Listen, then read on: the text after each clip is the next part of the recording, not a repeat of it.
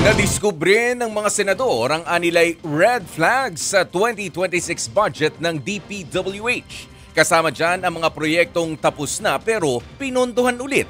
Ang mga proyektong walang butal ang hinihinging budget. Narito ang report ni Camille Samonte. Sa bibig na mismo ni Pangulong Bongbong Marcos nang galing. Sa 2026 budget, marami pa rin siningit. So talagang it really needs to be cleaned out properly. Merong mga insertion o singit sa panukalang 6.793 trillion pesos na national budget para sa 2026. Diyan sumentro ang usapan sa Development Budget Coordinating Meeting sa Senado. Si Senate Finance Committee Chairman Sherwin Gatchalian, ibinunyag ang mga red flag daw sa pondo ng Department of Public Works and Highways o DPWH. Red flag number 1, mga proyektong walang station number.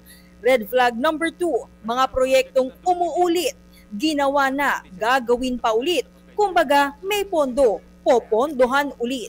Red flag number 3, mga proyektong merong phase 1, may phase 2, phase 3, at phase 4. Bawat phase, iba-iba ang pondo. Red flag number 4, mga proyektong sakto ang hinihinging budget, walang butal. Katulad nito na puro eksaktong 100 million pesos o 200 million pesos. Red flag number 5, mga proyektong may code name na pinaghalong letra at numero.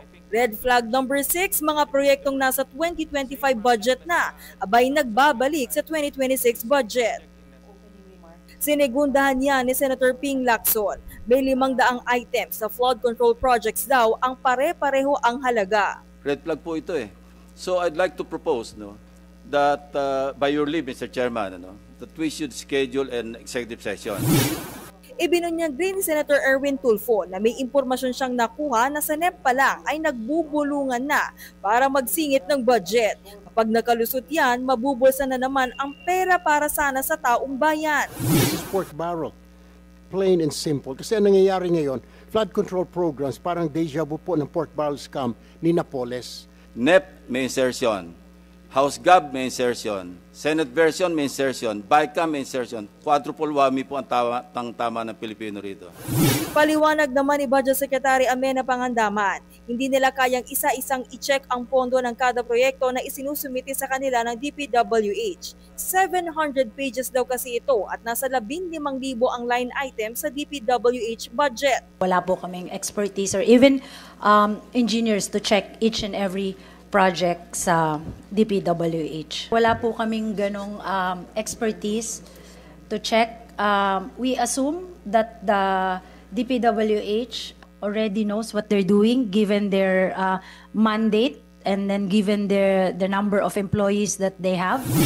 Humiring si Senator Lacson ng executive section kasama ang economic managers. Dito raw pag-uusapan kung saan dadalhin ang pondo kapag tinanggal nila ang magkakaparehong halaga na flood control projects.